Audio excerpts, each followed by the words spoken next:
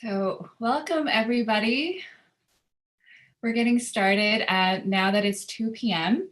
So again, welcome everyone. My name is Hannah Rowe and I'm the 2020 Census Manager for the Austin Asian Complete Count Committee. Thank you all for joining us today for this important and timely live stream conversation with three very distinguished Asian American leaders in our community. This is an interactive webinar, so we invite everyone to submit your questions and comments right here on this page. We'll first have the opportunity to hear from our speakers for the first half hour, and then we'll save around 10 minutes towards the end to answer your questions and have an open discussion.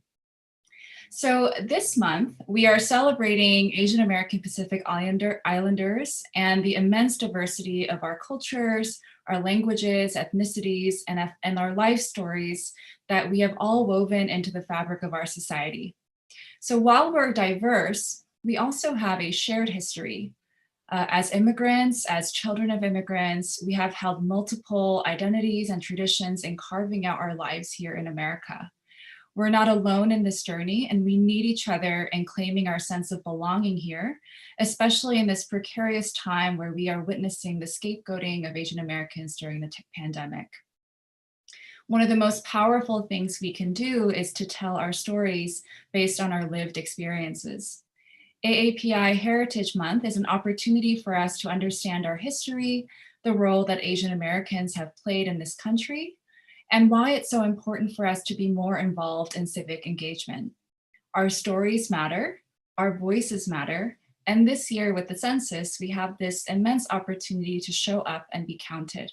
No matter how long we have been here, everyone counts. So before we begin, I'd like to introduce the work of the Austin Asian Complete Count Committee, or the AACCC. The AACCC was formed to ensure a complete count of all Asian American Pacific Islanders in the greater Austin area in Travis and Williamson counties. We aim to engage, inform, and motivate the AAPI community in Greater Austin to participate in the 2020 census. We believe that civic participation can truly empower all of our communities. We're so proud to be working in coalition with the Black African American Complete Count Committee, the Hispanic Latinx Complete Count Committee, and the LGBTQ+ Complete Count Committee.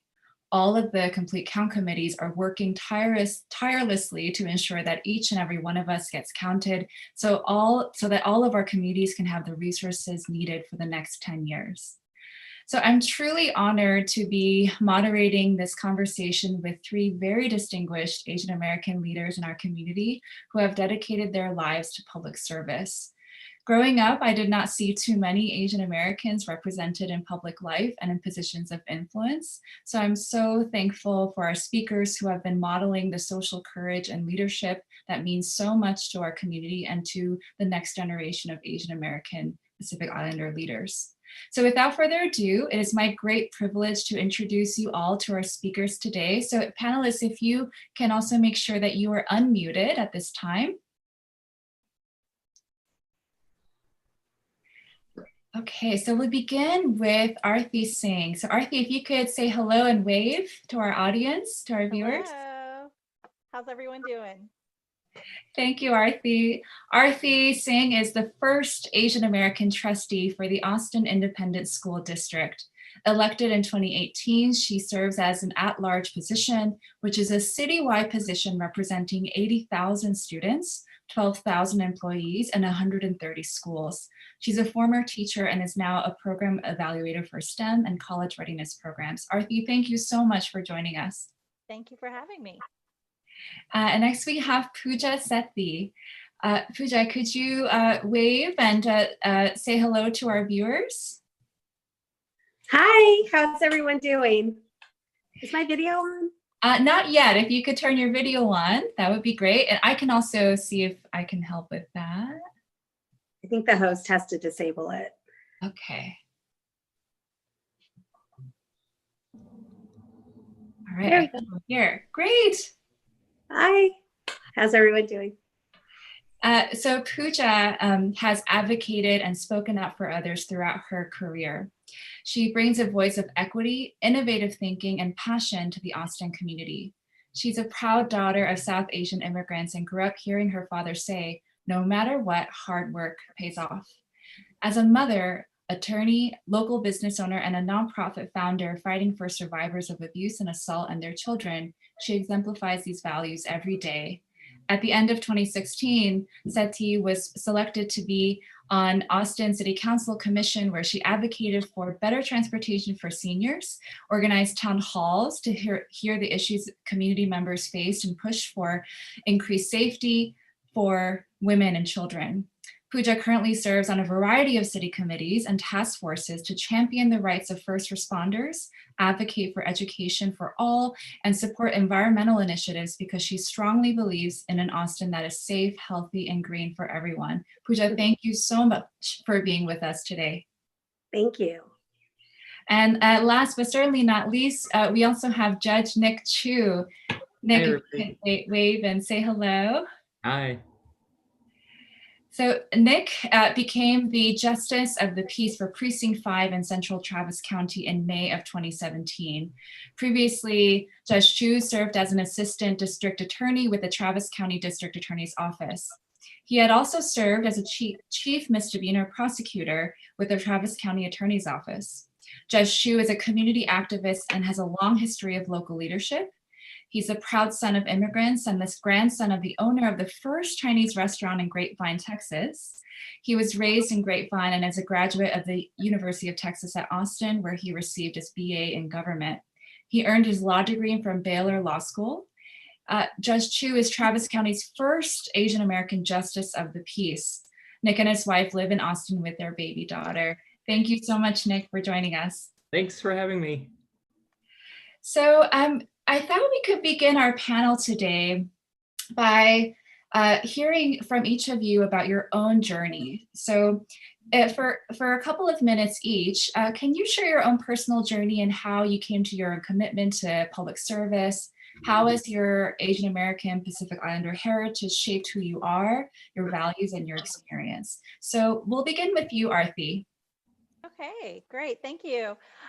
So I think my journey probably actually started out as an act of rebellion a little bit, because I grew up in a loving but fairly traditional Indian household in mostly North Carolina. And when I went to college my freshman year, I thought, what can I do that's going to really annoy my parents the most this summer?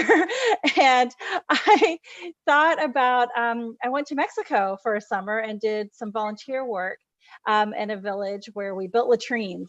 And this was before cell phones and internet and all that. And so, of course, they were scared to death to send me off, but they let me go. And but that ended up being such an eye-opening experience, because I was there for 4 weeks and learned about migrant farm workers, because most of the families in that little village where I was doing volunteer work were migrant farm workers in the US. So they would cross over every year, work the Western Stream, and then send money home. And so that kind of set me on a journey of working with and advocating for migrant farm workers. I ended up teaching for 2 years in South Texas through a program called Teach for America. And that was the one paying job I could get to work with migrant farm workers and their families after college. And so I've just sort of taken that with me over the years of my career in education, and got involved with PTA at my kids' school and kind of climbed the ranks in PTA, and decided one day that it might be a good idea to run for school board. And so here I am. Thank you. Wow, Pooja, I almost called you Pooja. Arati, thank you so much for sharing your story with us. Nick, how about you? Yeah, growing up in Grapevine, Texas, if folks don't know, that's kind of in the DFW area. That's where the DFW airport, the city that has the DFW airport's at. And so growing up there in the 90s and early 2000s, there weren't a lot of Asian Americans around there. So my family and a couple of other families were the only ones there. And I kind of learned a lot about my Asian American identity through my family and their times kind of leaving China, going to South Korea to flee the communists, and coming to America as immigrants. So that history has always been a part of me from from just our shared family stories. But part of getting involved in public service was due to the fact that there weren't a lot of Asian Americans in Grapevine, and having a small business, a Chinese restaurant in the city, there were a lot of things that affected us in terms of, different city policies or how the school's done, or small city issues, and so my family taught me at a very young age that if you don't participate, then you kind of cede your voice and your decision making ability to others, and you may not be happy with what they decide. And so it was really important for us to participate, just at a very basic level, just to make sure that we had a say.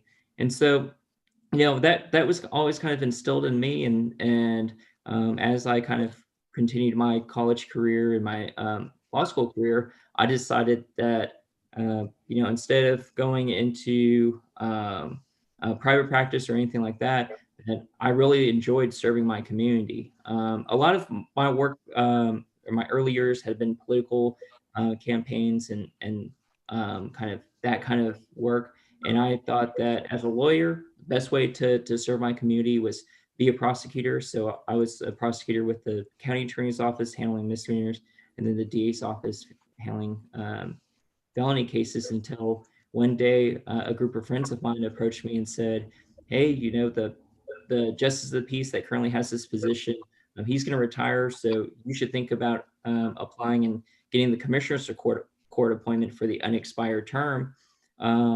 And luckily, I had a lot of mentors kind of help me through the way in getting that appointment. And after getting the appointment, winning a 4-year term by election. So it's been kind of one of those things where community service has always been something that I've been very interested in following through. That's very inspiring, Nick. Thank you so much for sharing. And last but certainly not least, Pooja, could you share your story with us and how you came to public service? Sure. I was actually born in Saudi Arabia, and we lived in an American compound, in a Aramco American compound. And where I lived, there was maybe 5 Indian families total. And so we were kind of raised to not talk about being Indian or being South Asian or even not Hindu. So we kind of lived like that, and I was getting used to it. And I remember one day my mom showed up at school in a sari to drop off the house keys. And we usually didn't wear Indian clothes or talk about Diwali or anything in school. So when she showed up, I just remember in the 8th grade, all these kids started making fun of me because of that. And I realized at that point that we lived a very dual lifestyle where, on the weekends, we would celebrate at family friends' homes, like Indian culture and different Indian things. And during the week, we were American, where we, did all American things and wore American clothing. So I think that's kind of where it started. And then fast forward to me having my own son years ago, I realized that I wanted to raise my son in a society where this was all normalized. After coming to this country, I realized that there were still many, many people who celebrated culture on the weekends, but not during the week, and at home and with people who look like us, but not, in schools or out in the community. So that's kind of where I think 8 years ago, I started South Asian Austin Moms, and that was to do cultural events out in the Austin community to kind of, and for the whole Austin community. And we started with Holi and Diwali. And part of that was just to invite all of Austin to come out and celebrate different cultures so that, we talk about Christmas, Easter, Diwali, everything all together. So that's kind of where my public service started. And then in 2016, there was some backlash against the Asian, South Asian communities and, what was happening in the country. And I think that my public service has increased since then because of our children, really is my motivator. Is I want them to be able to grow up and feel safe. So that's where we are. really appreciate you sharing your story with us. It means a lot to me also just to hear all of your stories and the ways that you know, we've had to hold these identities and traditions as we've carved out our place in this society. So you are all modeling that leadership and courage for my generation for sure, and I know for a fact for the next generation as well. So I thought that we could take this opportunity today to think a little bit more about our collective history. So we all have our own personal histories as well, but you know, we have a shared history as Asian American Pacific Islanders in this country. And so Nick, I'm gonna turn to you for this question. Sure. So what are some of the significant achievements of AAPI communities in our collective history, and what roles have we played in America? And maybe you could also speak about the history of Texas, but wherever your thoughts take you on this one. So turn the mic over to you. Yeah, you know, mine's kind of probably more slanted towards kind of in the law part of it, just based on my practice and profession. But I mean, if you think about it, it's kind of amazing what the Asian American Pacific Islander community has gone through since the history of our nation. You know, just very interestingly enough, back in the Wild West days in the 1800s, there's this famous justice of the peace, Judge Roy Bean, and he said at one point a Chinese railroad worker got murdered by somebody, and he famously said that, you know, I see no a statute in here that says that a Chinese person is a human being, so this can't be murder. So that was kind of the world that existed back in the 1800s for Chinese immigrants and Asian Americans in general. And you flash forward to the Chinese Exclusion Act, and then probably one of the more modern examples is the Japanese internment camps during World War II.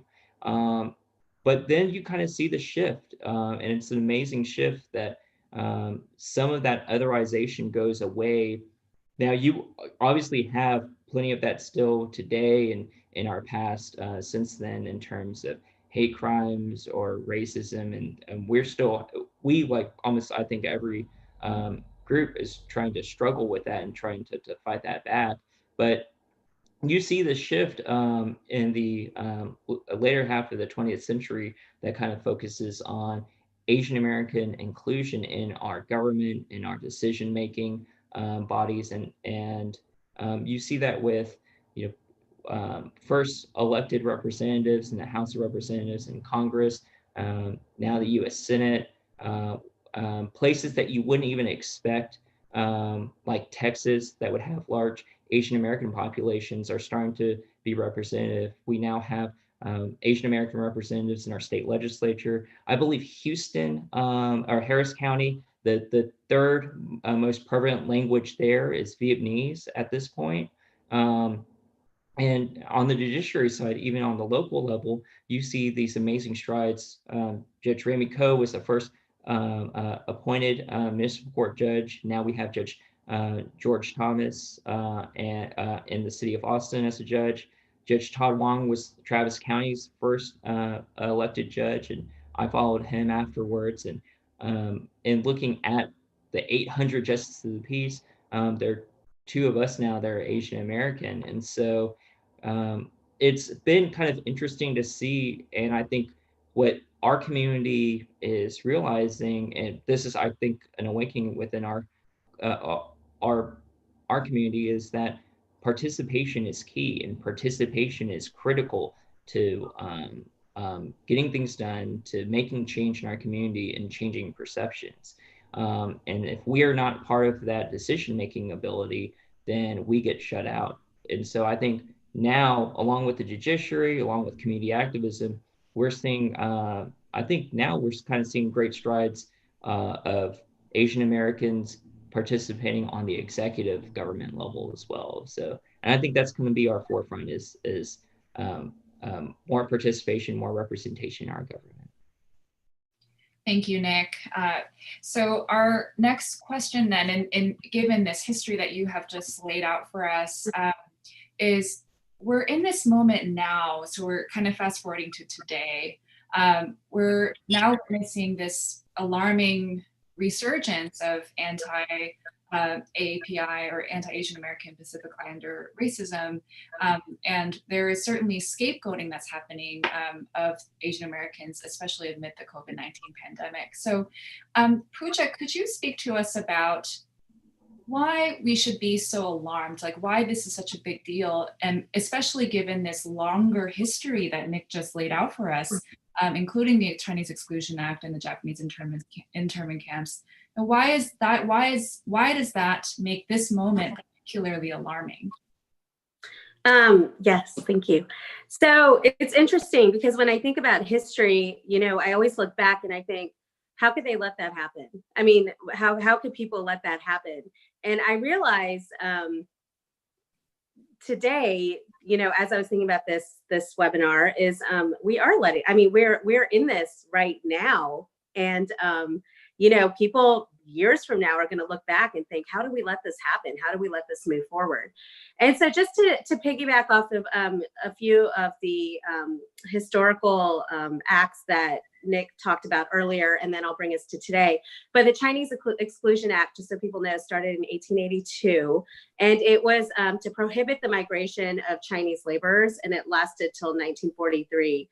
And as an immigration attorney, it really more than hurts my heart, because it was the first time that the federal government or an act had ever been put out to stop a group of people from becoming citizens in the United States based on their race or where they come from. And a part of that just happened because, well, a part of that happened was because as gold was starting to decrease in the 1840s, they got scared about the competition that was happening over gold and resources in the United States. So their way of responding to that was through the Chinese Exclusion Act that happened back in 1882. So then fast forward, in 1943, they stopped it, and everybody was grateful. But in 1942, then they started the Japanese internment camps, which lasted for 4 years during World War II.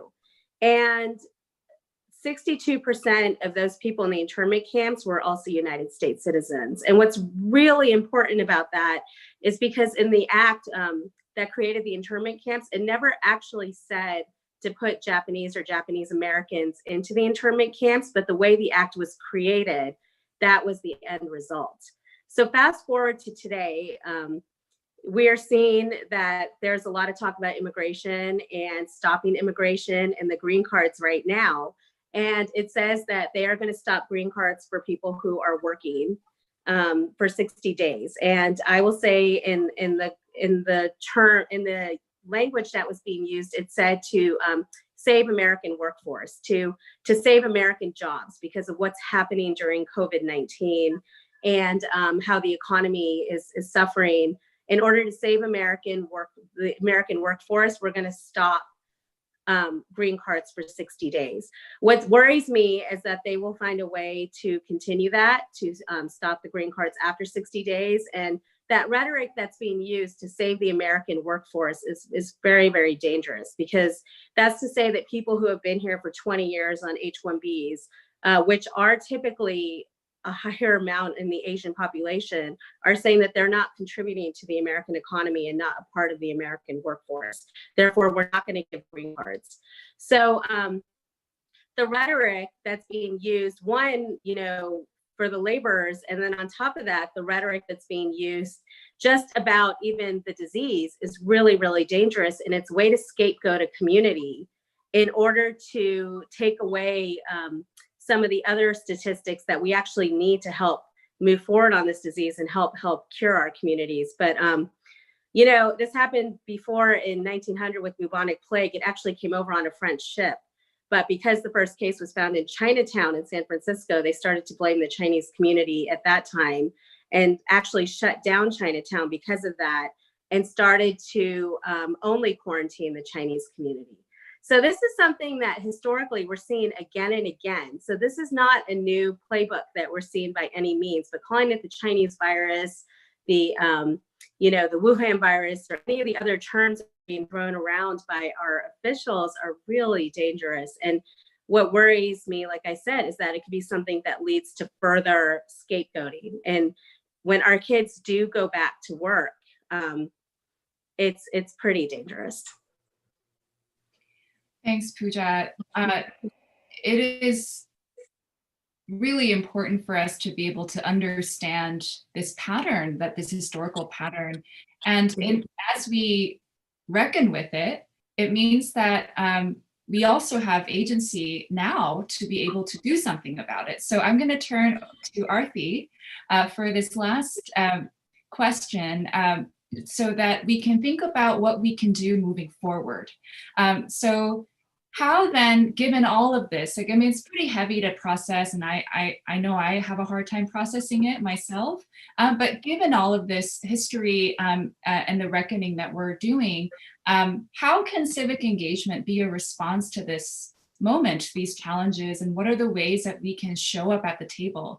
And how can we all make a difference, even if we're not necessarily in elected office? Like, how do we, as just regular people, make a difference? That's such a great question, because we can all do something. And I think that as, by the way, Pooja, I can totally relate to your story about your mom showing up in a sari. Happened to me too, and it was scarring. So yes, there is some shared history there. So I think in terms, when I was growing up, like I said, my family, my parents were immigrants. They were really just trying to survive and bring bring my relatives over from India. So there wasn't a lot of time for civic engagement growing up. And so I'm so grateful for them for doing what they did, so that I have this luxury. Like, I feel like this is a luxury that I get to be where I am in the community and spend all this time doing this. And a lot of our immigrant families don't have that luxury. And so I understand that sometimes people can't do that, but there are simple things. If you're a citizen, you've got to vote. Like, that is the simplest thing that we can really do, is vote. If you can't vote, then try to get people that you really like elected. You can still go canvassing and things like that, making phone calls. But I think really within our communities, like, there's this concept of relational organizing. So I think just getting the word out, like telling your friends at dinner parties, hey, have you registered to vote? That's how I learn about things, and that's how I try to do. My daughters are both taking Indian dance class, and I get on the little WhatsApp group and I'm like, you guys, don't forget to do your census, and they're like, there goes Arati again with her, stuff. But that's kind of what we've got to do, because relationships do matter. So I think these little reminders and just talking about, like, it is important, and modeling that, I think, is really important as well. And in terms of getting outside of your home and doing civic engagement that way, I think for the Asian American community, it's so important for us to align ourselves with other groups, like with the Hispanic community, with the African American community, LGBTQ plus community, all the other communities that are trying to do this, because this might be a cynical way of looking at things, but I sometimes think that there's like a divide and conquer mentality, among minority groups, and we've, and sometimes we buy into that. I have seen it with my own eyes, and it kind of makes my skin crawl when I see it. And so I'm just so grateful that Austin has a community that is more inclusive. Like, I see, just the fact that you have two Indian people, on this Asian American, I love that. Like, we are very diverse within ourselves. So we've got those barriers to overcome. And then on top of that, we have all these other minorities. And I'm so glad Austin is a place where we can come together. And I think we've got to just keep doing that. Even when you look at speaking of history, we just, we're about to vote on a bilingual education policy in Austin ISD. And some of the biggest cases that helped develop bilingual education policy nationally comes out of San Francisco with Chinese American students. And we don't really think of bilingual education as being, you know, an Asian thing here in South Texas, or in Central Texas so much, but it really was. Like it started with a lot of different groups, with Germans, with, you know, Mexicans, but also with Chinese. And so I think that demonstrates the value of all of us sort of coming together as much as we can. And it requires parents to not be horrified when their kid tells them they want to be a teacher in Texas. You know, I think my parents were like, what? You know, are you sure? You know, thank God my sister's a doctor. So I always say, like, we even each other out. But I think a lot of it comes, you know, through just like parental expectations and saying, hey, you know, go for it. Because again, I'm grateful to my parents. They paved their way. So I have the luxury to do what I love doing. I think I married the right guy, you know, who's super supportive. So I was born here in the US. My husband was born and raised in India, and people think that's absolutely crazy a lot of times. It's kind of like a social no-no. Sometimes you know, my parents were like, are you sure he's not marrying you for a green card? And I'm like, you know, I know we're not. But so I think, you know, looking within our community and being around people who support our dreams and wanting to be civically engaged is super important. And forums like this help us do that. So thank you. Thank you so much, Arati.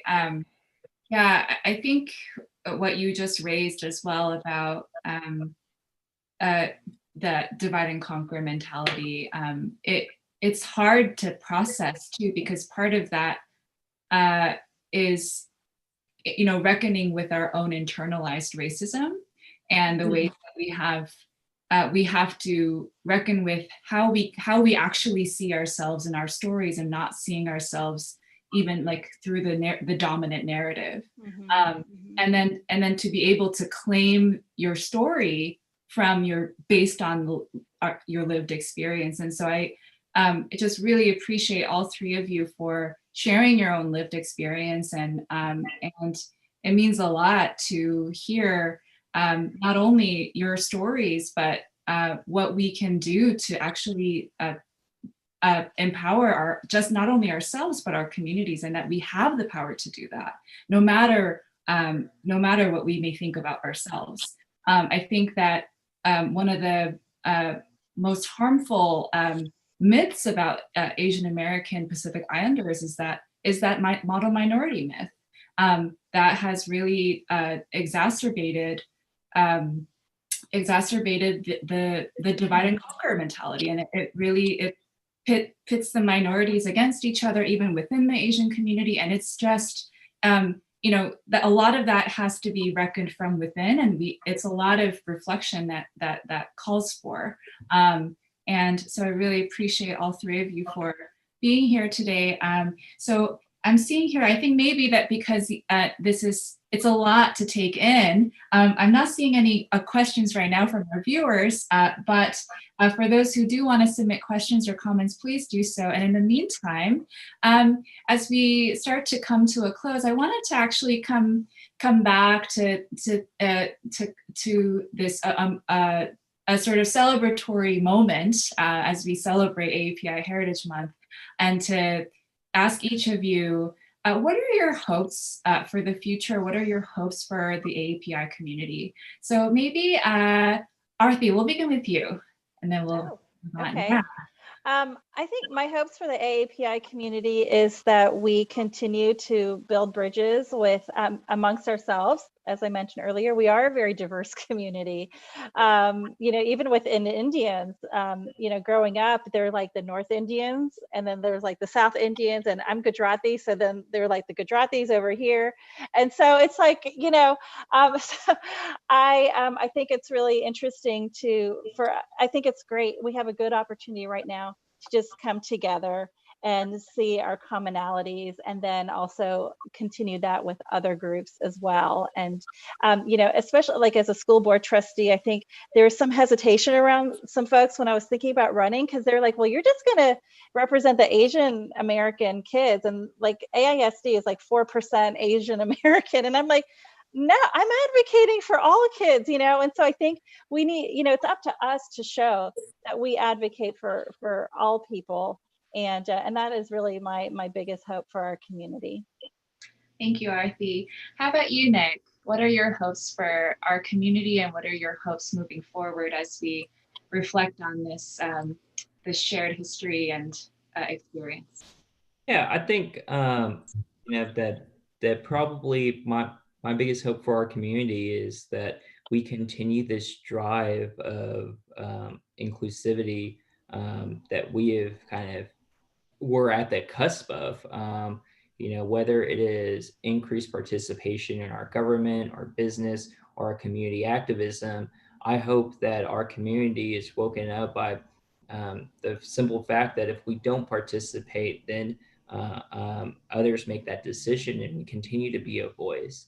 And so I think my big dream for our community is that our voice isn't just a small afterthought of people. Oh, hey, well, we need to include the Asians too, or things like that. But I want us to be at the forefront of conversations, and to make sure that our issues, which are very similar, if not the same, as many different communities, gets heard in our decision making, whether that's business or government or even at our schools. Thank you, Nick. Thank you so much. How about you, Pooja? What are the hopes that you have as we move forward? Let me see. I'm having trouble unmuting you at the moment. I got it. Oh, great. So many hopes, but I will say, and kind of going back a little bit to what I was saying before, is that it really took Representative Judy Chu to come into, an elected position and really do a resolution that kind of said that the Chinese Exclusion Act, the internment camps and everything were really horrible. So it really took that representation for somebody to come out for the Asian community. And I have so many hopes, and so I feel so good about seeing our next generation, because, as much as people, mine and Nick's and Arati's, I'm just assuming we're all the same age or close to the same age. As much as so many of us and you guys are working, I just see the next generation even further, being active and standing up, and parents really pushing their kids to be active in the community. I mean, in my family, both my sisters are doctors and my brother-in-law, and I was kind of the black sheep by becoming a lawyer and an immigration civil rights attorney at that. So, but my parents still love me. But, I see the next generation and really coming up and really being active. So I want to push for all of us to be more engaged and to fight more. And, like Nick and Arati said, is really fighting for for equity and equality, because we're not always included. We have some issues that are very specific to the Asian community. One, where we don't all look the same. We don't all speak the same language. We don't all speak the same food. Translation, when you're giving money or funding towards translation services to the Asian community, that includes so many languages. So giving the same amount of money to our community is very, it doesn't go as far. So I will say, I hope that, as we stand up for the Asian community and we really understand the needs of the Asian community, and just keep pushing for our generation and for the next generation. Thanks. Really appreciate that, Pooja. So as y'all have shared your hopes, we have now some questions from our viewers that I'm going to then give back to you. So, so our first question is from Angela Kong. She's actually our UT Outreach Coordinator who as part of the AACCC. So thank you for joining us, Angela. And Angela's question is, I love this conversation about the hopes for our community. How do y'all foresee the future of civic engagement and relation building in a world where a lot of organizing might have to happen online? So is anyone willing to take this one? Well, I think that that part of the Asian American community, just from the fact that some of us have that ability and are kind of savvy enough to figure out online stuff, whether it's the fact that some of us have that exposure to technology, or whether people are drawn to certain classes or those types of opportunities. But also, I think part of the conversation that is missed too is that a large part of our Asian American community doesn't have that access. Either generationally, they don't really get the technology aspect of it, or that they're immigrants, or that they don't meet a certain income level to where they have that ability. So I think our natural trend will be, oh, okay, we could figure this out, and let's do this via certain apps or organized through Facebook or emails or things like that. But I think that as we kind of push for online organizing, especially during these times, part of that conversation still has to be made of realizing that a large part of our community, and an important part of our community, doesn't have that access, and we'll probably have to figure out ways to organize with them, whether it is some way of training or some going back to traditional ways for that group or something like that. So I think that will be kind of present a challenge with our online organizing. Yeah, definitely. This moment for sure is also a reckoning about how to be mindful of equity and equitable access. So for sure, that is a challenge that I think that is a task for our community for sure. So our next question is actually, given the context, we actually, a part of our viewership right now is a group of interns who are going to be working on the census with us this summer. We're so excited that they have joined. Do y'all have some advice for them as they move into the future and get involved in civic engagement and have taken the initiative to do this internship program with us? So any advice that you have, that would be wonderful. If anyone I can start. I would say don't assume everyone knows. I had assumed that my own parents had taken the census because I post about it constantly. And when I call them, they're like, oh, we haven't done it yet. And I hope my mom doesn't see this. She probably will, but that's fine. So I don't think we should take anyone for granted. My friend Ashley Chang recently did a really great some relational organizing recently, where she got census bags, and her dad owns a restaurant. And so she has those relationships with restaurants, and they got census bags and flyers and delivered a bunch to different restaurants to hand out to people.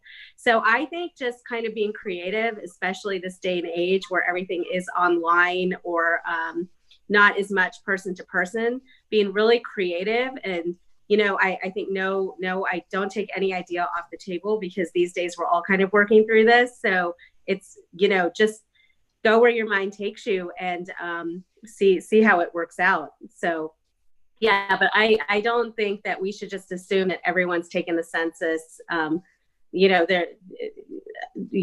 don't think that it should be assumed. I think just bring it up as much as possible, even if you might annoy family members about it. So yeah. Yes, I agree. Don't be afraid to be annoying to family members. So our final question, we do actually have a plethora of questions now, but in the last couple of minutes remaining, I do want to pose one last question from our viewers about how we typically, I mean, this is part of the sort of maybe internalizing the stereotypes as well, but we typically tend towards certain like career trajectories that are like acceptable, or quote unquote acceptable. How about how do, especially if we're, let's say if there are students who are studying, who are like going towards like comp sci or engineering or math, and for those who want to go into social studies or the humanities or the, pursue teaching or like a different path, like what kind of advice would you give them as they move forward? Because it takes a lot of courage to go that way. So I'll take this one. So I was a psychology major and a Spanish minor. And my parents are very proud of me now, but they were not excited when I was in college about my choices. And I guess I think the question was, what is your advice? My advice would be, do what you love, but also be realistic, because someone still has to pay the rent and, do all that kind of stuff. And my daughter's in college, and I'm sort of half forcing her to minor in computer science. So I can't get away from it, so I'm like, you can major in whatever you want, but you should minor in computer science so you can get a job. So I'm guilty of it too. But, we really have to we really do. I would just advise you to get mentors. Go on LinkedIn and look at people who have majored in what you've majored in at your universities and see what kind of jobs they have. Or look for people on LinkedIn who have the dream job that you would want, and look at like what they majored in, what they went to school in, and the path that they took. And you'll probably find there's going to be multiple ways that you can get to what you want to do. I think the people who you know and connect with is just as important as what you major in. So use that network, whether it's the Asian network or not. Get some mentors and you're going to be fine. Stay true to yourself. Do not go to med school if you don't want to be a doctor. I actually know several Asian people who have MDs who are not doctors now. And I'm like, wow, like that, we really need to be true to yourself through this process. Call me if you need some advice. I'm happy to talk anyone out of an engineering degree. Thank you, Arati. And thank you everyone so much. So as we come to a close, I do want to echo everything that y'all have already been saying, which is to be true to yourself and to be courageous. Be courageous in taking these next steps to show up for not only for yourself, but your community. And I want to remind everyone that this month, PBS is having a pretty special documentary series on May 11 and 12 called Asian Americans. And it's the powerful retelling of American history through an Asian American lens. I'm really excited to watch it. It's on May 11 and 12 at 7 Central.